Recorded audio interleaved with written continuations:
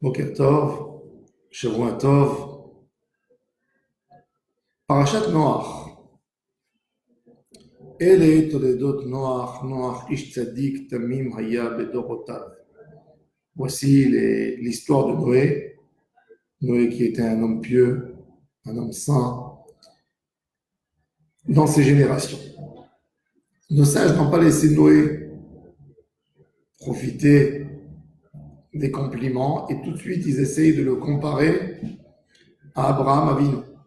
Rachid nous dit sur le texte Noach Ishtamim Haya Bedorotav, il dit Noé était considéré comme un tzaddik dans ses générations à lui et pas dans les générations d'Abraham Avinu.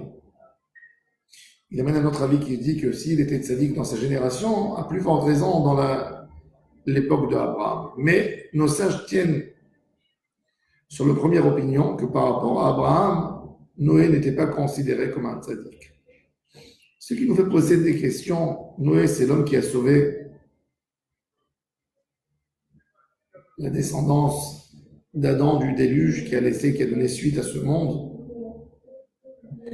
Qu'on voit que c'est un homme qui met un travail extraordinaire, 120 ans pour construire l'arche, pour essayer de sauver l'humanité. On voit que les enfants de Noé, c'est Shem, les peuples sémites. Nous sommes des sémites, nous descendons de Shem, comme que la Torah nous raconte à la fin de la paracha. Et la question qui se pose déjà, pourquoi on a besoin de cette comparaison qui est plus proche de Dieu, Abraham ou Noé?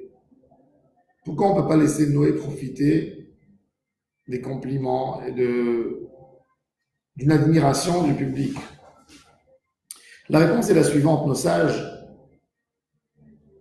veulent surtout qu'on soit des observateurs de la Torah. Quand la Torah nous raconte une histoire, il faut tenir des leçons. Il faut prendre quelque chose pour nous. Quel est le bon chemin dans la Avodat Hashem? Alors il est écrit, nos sages nous racontent que quand Noé est sorti de l'arche à la fin du déluge, et il voit que tout est détruit autour de lui, et il pleure, il dit Dieu, comment tu as pu faire ça, détruire le monde entier? Et Dieu lui dit, et toi, pourquoi tu n'as pas prié pour que je ne détruis pas? Si je t'ai dit que je tenais tellement à toi, tu aurais pu me faire de la même manière que Moshe a dit, quand Dieu lui a dit, je tiens de toi, il lui a dit, ben, si tu tiens de moi, tu ne touches pas le peuple d'Israël. Je te donne l'ordre. Pourquoi tu ne me l'as pas fait? On va essayer de mettre Noé devant Abraham. Noé, à l'âge de 600 ans, il rentre dans l'arche. 600 ans d'activité. Noé qui est admiré par sa génération, puisqu'on voit qu'il a été appelé Noach, les morts, celui-là, il va nous donner une sérénité, un calme de notre travail dur.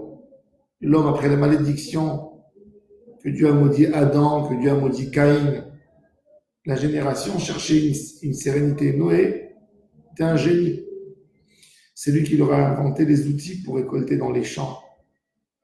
Il était admiré par sa génération. Il leur a donné des choses extraordinaires pour faciliter leur travail, la faux, pour faire les sillons dans la terre, et d'autres choses dans l'agriculture. Beaucoup d'inventions qu'il a fait dans le domaine de l'agriculture qui nous servent jusqu'à aujourd'hui. Mais ce fameux Noé, avec toutes ces inventions qu'il a fait, n'a pas réussi à influencer sa génération pour devenir des bonnes personnes. La génération du déluge, des gens qui sont dans le vol, qui s'approprient des choses des autres, tout en admirant Noé, mais il n'admire pas son chemin. Noé, à l'âge de 600 ans, rentre dans l'arche, et avec lui, pas un homme qu'il a réussi à influencer à aller dans le bon chemin. Il rentre que lui, sa femme, ses 3 enfants et leur femme dans l'arche. Abraham Avinu, pour comparer, il a à peu près 10% de l'âge de Noé, à l'âge de 75 ans, quand il quitte Haran avec sa femme, il revient avec un groupe en Eretz Israël, 318 personnes qui l'accompagnent dans son chemin en Eretz Israël, qui se convertissent. Prend Eliezer, le serviteur d'Abraham, le bras droit d'Abraham, qui est le fils de Nimrod.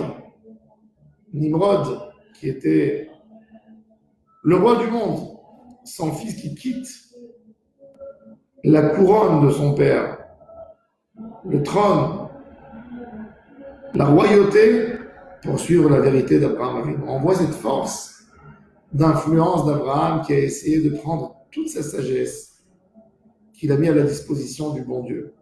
Ça, c'est la différence entre Abraham et Noach. Abraham Avinu, quand il entend que Dieu veut détruire Sodome et Gomorrhe, qui sont de petites villes, il se bat, il milite contre Dieu.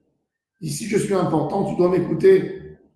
Et en fin de compte, il arrive à sauver de la balle Lot et ses filles.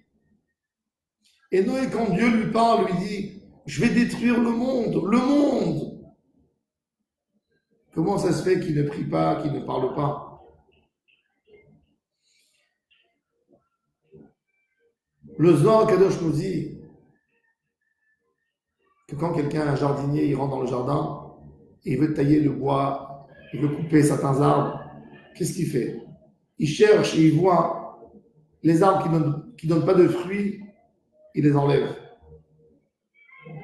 Le tzaddik, c'est quelqu'un qui cherche à fructifier, qui cherche à faire évoluer la connaissance d'Hachem dans le monde.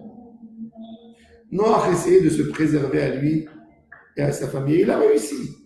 Il s'est séparé des Rechaïm. Il était éloigné d'eux. Il était écarté. Il a eu une protection divine pour le garder. Mais il n'a rien fait pour les approcher vers lui. Il n'avait pas une responsabilité par rapport à sa génération, par rapport à son entourage.